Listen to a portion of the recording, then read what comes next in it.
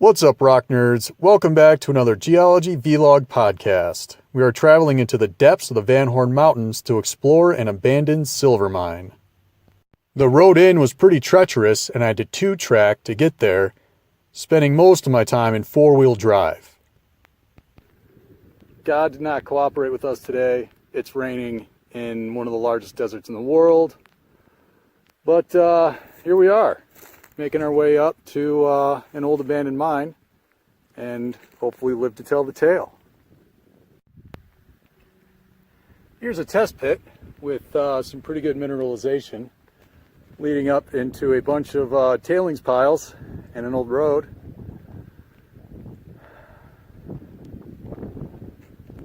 And a spectacular view of the Van Horn Mountains. Here's some of the ruins of what once was the Plata Verde mine. Some old food cans, mine workings, platforms, timbers, all pretty cool stuff. I'm probably standing too close, but that's the old mine shaft. I'm not sure how far it goes down, but I'm not going to peek to find out. As I went around the other side of the mine shaft, I saw a barn owl looking back up at me. The barn owl may be remnants of the spirits of the miners of years past. So here's some good mineralization. I'm pretty sure that the ore body that they're mining was a sandstone, and that bunch of hot water infiltrated the sandstone and deposited all the minerals that came out of solution as the water cooled and evaporated.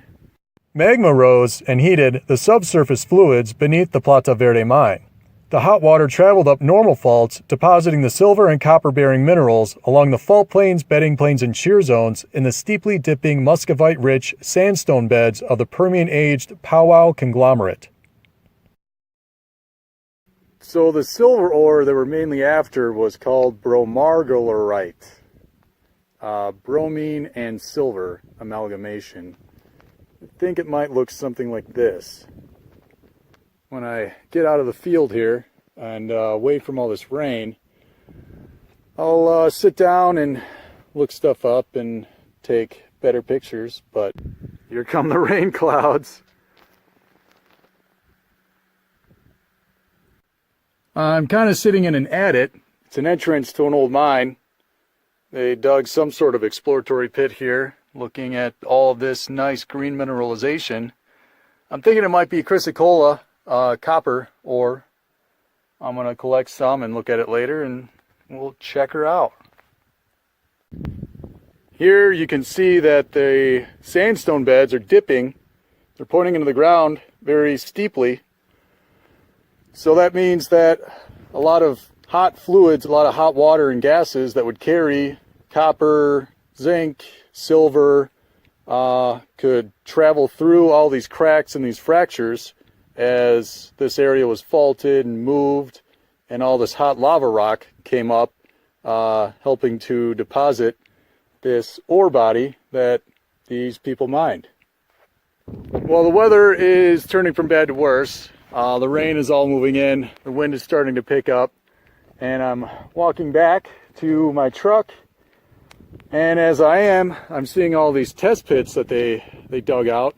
There are all these lineaments running what looks like perpendicular to strike, so they're digging into the beds as the beds are coming straight out of the rock. So that's pretty cool. I'm not sure how lucky they were with all those, but there is one very deep hole that I walked away from pretty quickly.